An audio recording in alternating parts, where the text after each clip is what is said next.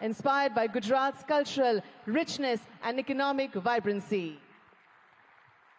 स्वयं की ज्योति से चमकेगा वो तो हीरा लाल है, स्वयं मस्तक पर जिसके दामोदर का हाथ है. Ladies and gentlemen, please join your hands together to welcome the one and only Honorable Prime Minister of India, Shri Narendra Modi ji.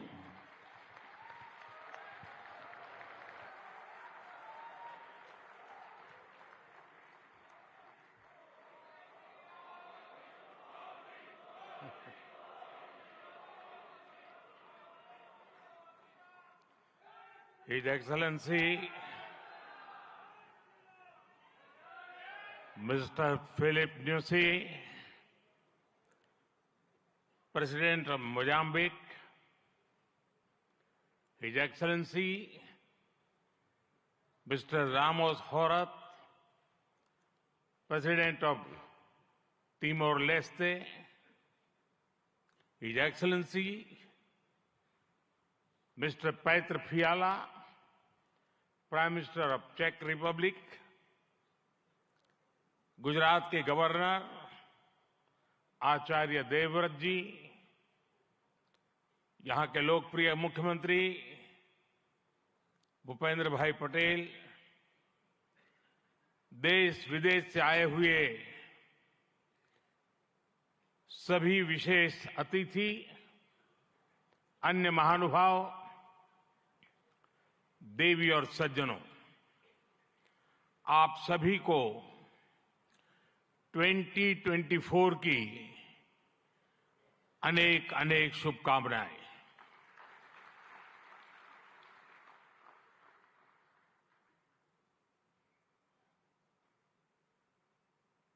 निकट भूतकाल में भारत की आजादी के 75 साल पूरे हुए और अब भारत अगले 25 वर्षों के लक्ष्य पर काम कर रहा है. जब भारत अपनी आजादी के 100 वर्ष मनाएगा, तब तक हमने भारत को विकसित बनाने का लक्ष्य रखा है. और इसलिए ये 25 साल का कार्यकाल भारत का अमृतकाल है. ये नए सपने, नए संकल्प और नित्य नूतन सिद्धियों का कार्यकाल है. इस अमृतकाल में ये पहली वाइब्रेंट गुजरात ग्लोबल समिट हो रही है और इसलिए इसका महत्व और बढ़ गया है. इस समिट में आए 100 से ज्यादा देशों के प्रतिनिधि भारत की इस विकास यात्रा के अहम सहयोगी हैं. मैं आप सभी का स्वागत करता हूं, अभिनंदन करता हूं. फ्रेंड्स, यूएई के राष्ट्रपति मेरे brother his highness Sheikh Mohammed bin Zayed का इस आयोजन में शामिल होना हमारे लिए बहुत खुशी की बात है.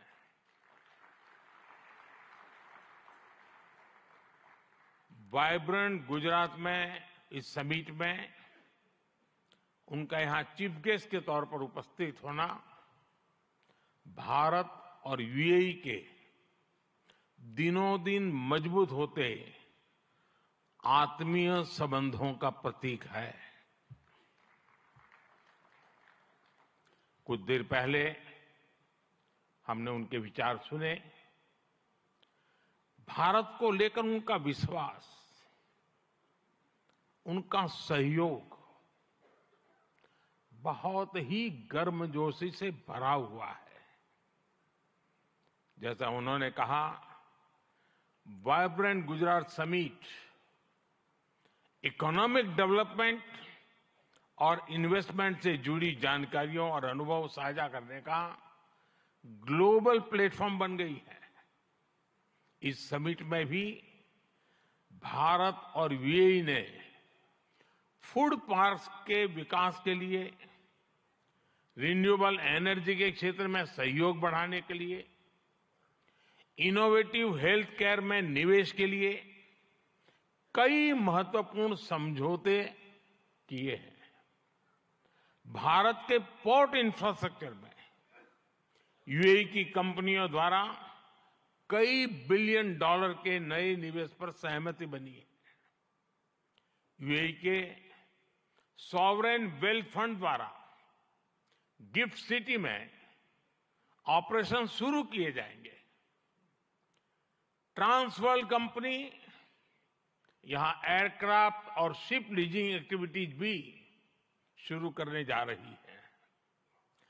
भारत और यूएई ने जिस तरह अपने रिश्तों को एक नई ऊंचाई दी है, उसका बहुत बड़ा श्रेय मेरे brother his highness Sheikh Mohammed bin Zayed को जाता है। फ्रेंड्स, मोजाम्बिक के प्रेसिडेंट हिज एक्सेलेंसी न्यूसी से कल भी मेरी बहुत विस्तार से बात हुई है। उनके लिए तो गुजरात आना पुरानी यादों को ताजा करने जैसा है। प्रेसिडेंट न्यूसी आईआईएम अहमदाबाद के एल्यूमनाई है।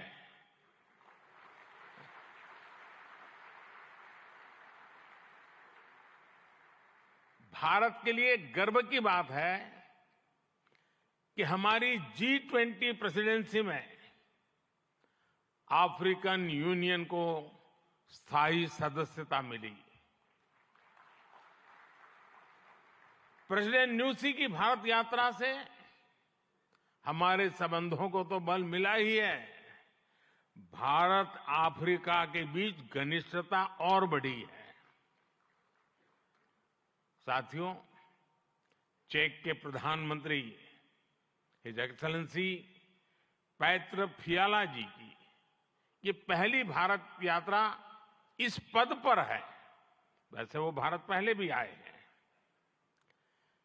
चेक लंबे समय से वाइब्रेंट गुजरात समिट से जुड़ा हुआ है।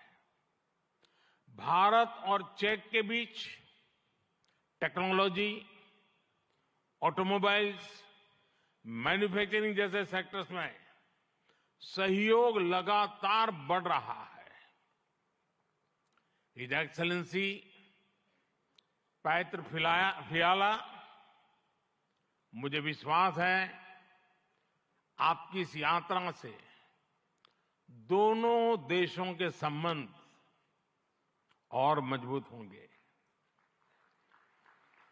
हमारे यहां कहा जाता है, अतिथि देवो भव,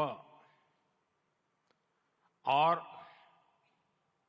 प्रधानमंत्री के रूप में आपकी तो ये पहली भारत विजिट है। उम्मीद है आप बहुत शानदार यादें लेकर यहां से जाएंगे। फ्रेंड्स, नोबेल लॉरिएट और तिमोर लेस्ते के राष्ट्रपति हिज एक्सेलेंसी रामोस होर्ता का भी मैं भारत में स्वागत करता हूं। हिज एक्सेलेंसी रामोस होर्ता का गांधीनगर आना और विशेष है। आपने महात्मा गांधी के नॉन वायलेंस के सिद्धांत को अपने देश के स्वातंत्र संग्राम से जोड़ा है। आसियान और इंडो पैसिफिक क्षेत्र में तिमोर लेस्ते के साथ हमारा सहयोग बहुत अहम है। फ्रेंड्स, कुछ समय पहले ही वाइब्रेंट गुजरात ग्लोबल समिट को 20 वर्ष पूरे हुए हैं। बीते 20 वर्षों में इस समिट ने नए आइडियाज को प्लेटफॉर्म दिया है। इसने इन्वेस्टमेंट्स और रिटर्न्स के लिए नए गेटवे बनाए हैं। और अब वाइब्रेंट गुजरात ग्लोबल समिट की इस बार की थीम है गेटवे टू द फ्यूचर। 21वीं सदी की दुनिया का फ्यूचर हमारे साझे प्रयासों से ही उज्जवल बनेगा। भारत ने अपनी G20 प्रेसिडेंसी के दौरान भी ग्लोबल फ्यूचर के लिए एक रोडमैप दिया है। वाइब्रेंट गुजरात ग्लोबल समिट के इस एडिशन में भी इस विजन को और आगे बढ़ा रहे हैं। भारत I2U2 और दूसरे मल्टीलेटरल ऑर्गेनाइजेशन के साथ पार्टनरशिप को लगातार मजबूत कर रहा है। One world, one family, one future का सिद्धांत विश्व कल्याण की अनिवार्य आवश्यकता है। फ्रेंड्स, आज तेजी से बदलते हुए वर्ल्ड ऑर्डर में भारत विश्व मित्र की भूमिका में आगे बढ़ रहा है।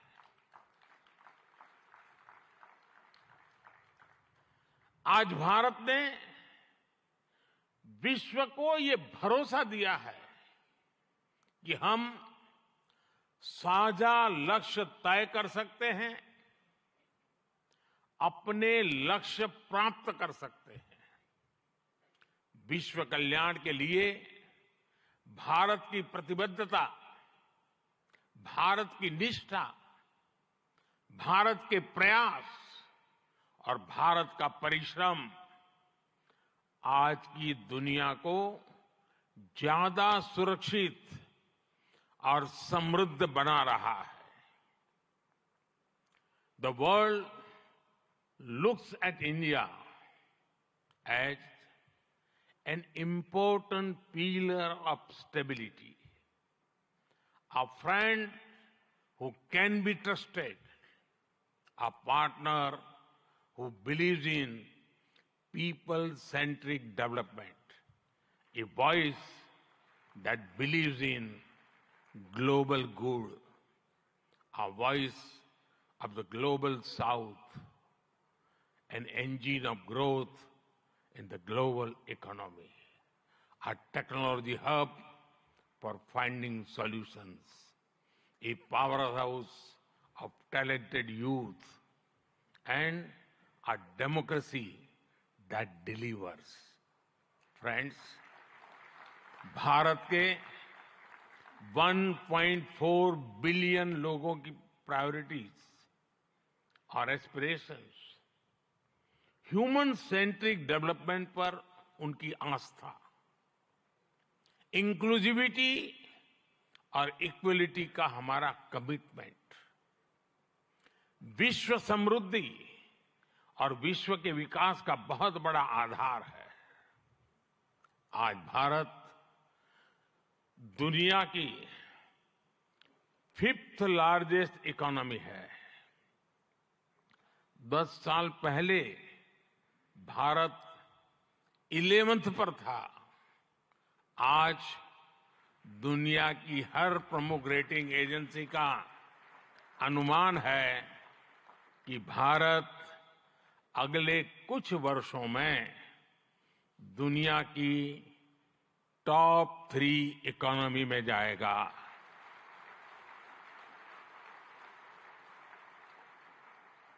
दुनिया के लोग जो एनालिसिस करना है करते रहे, मेरी गारंटी है कि हो जाएगा।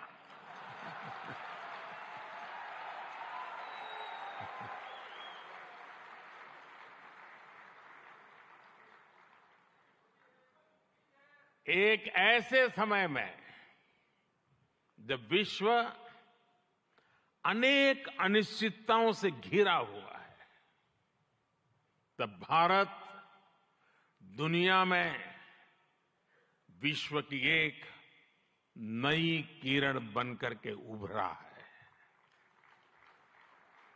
भारत की प्राथमिकताएं बिल्कुल स्पष्ट है। आज भारत की प्राथमिकता है sustainable industry, infrastructure and manufacturing. आज भारत की प्राथमिकता है new age skills, futuristic technology, AI and innovation. आज भारत की प्राथमिकता है green hydrogen, renewable energy, semiconductors, इसका पूरा इकोसिस्टम। इसकी एक झलक हम vibrant Gujarat global trade show में भी देख सकते हैं। और मेरा तो आग्रह है कि ट्रेड शो जरूर देखें। गुजरात के भी स्कूल कॉलेज के विद्यार्थी जरूर जाएं। कल दिन में मैंने हिज एक्सेलेंसी न्यूसी और हिज एक्सेलेंसी रामोस होर्ताई जी के साथ इस ट्रेड शो में काफी समय गुजारा है। इस ट्रेड शो में कंपनियों ने world class state of the art technology से बने प्रोडक्ट्स का निदर्शन किया है। E mobility, startups, blue economy, green energy और स्मार्ट इंफ्रास्ट्रक्चर जैसे ट्रेड शो में एक प्रकार से छाए हुए हैं। ये जितने भी सेक्टर्स हैं, इनमें इन्वेस्टमेंट के लिए आपके पास लगातार नए अवसर बन रहे हैं। साथियों, आप सभी वैश्विक परिस्थितियों से भली भांति परिचित है। ऐसे में आज अगर भारत की इकोनॉमी में इतना रेजिलियंस दिख रहा है, अगर आज भारत की ग्रोथ में इतना मोमेंटम दिख रहा है, तो इसके पीछे बड़ी वजह है बीते 10 वर्षों में स्ट्रक्चरल रिफॉर्म्स पर हमारा फोकस। इन रिफॉर्म्स ने भारत की इकोनॉमी की कैपेसिटी, कैपेबिलिटी एंड कॉम्पिटिटिवनेस बढ़ाने का बहुत बड़ा काम किया है। रिकैपिटलाइजेशन और आईबीसी से हमने भारत के बैंकिंग सिस्टम को दुनिया के सबसे मजबूत बैंकिंग सिस्टम में से एक बना दिया है।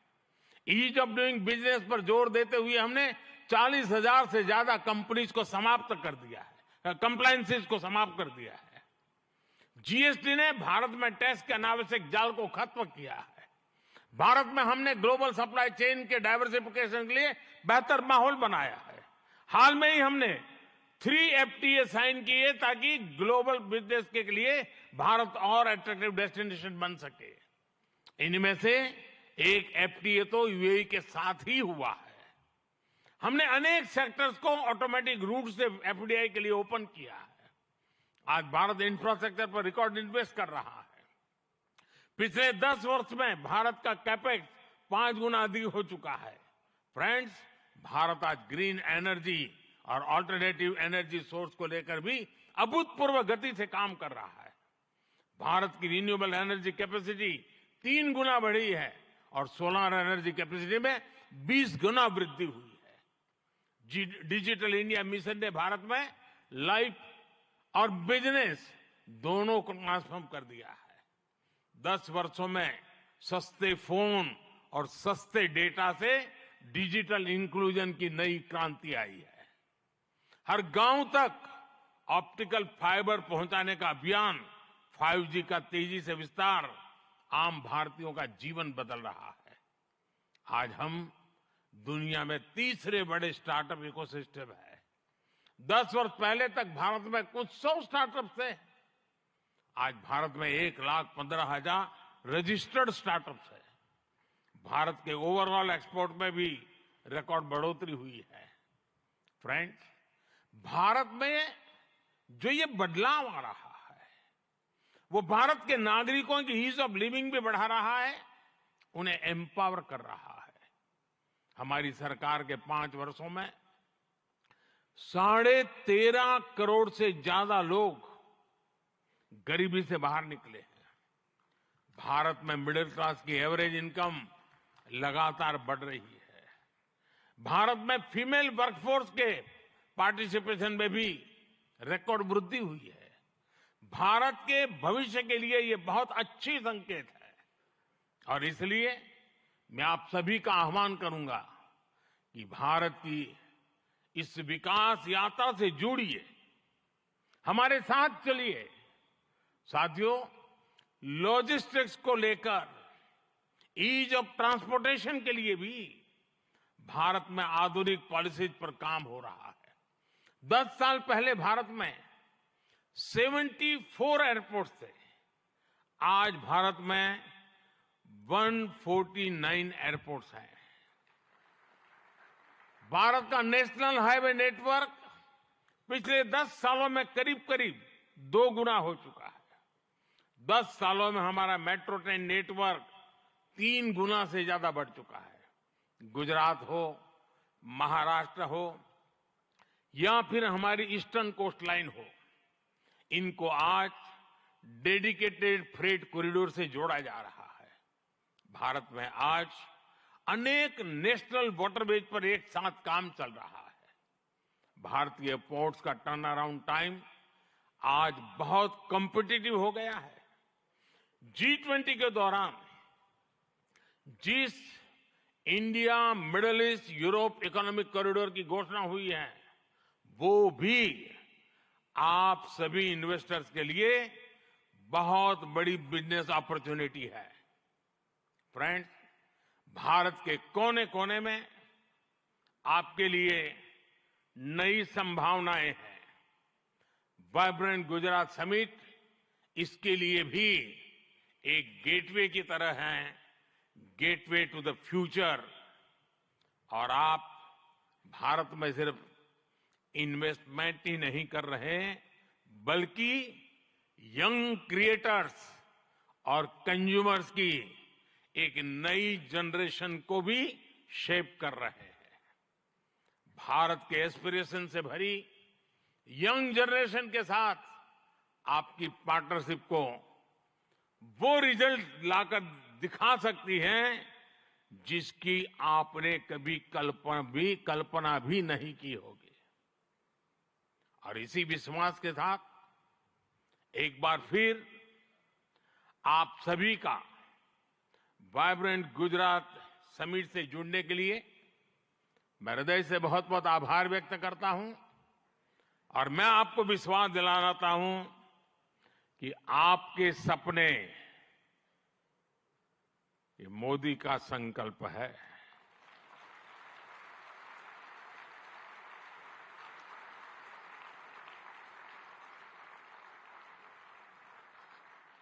आपके सपने जितने बड़े होंगे, मेरा संकल्प भी उतना ही बड़ा होगा। आइए, सपने देखने के अवसर अनेक हैं, संकल्प पूरा करने का सामर्थ्य भी मौजूद है। बहुत बहुत धन्यवाद।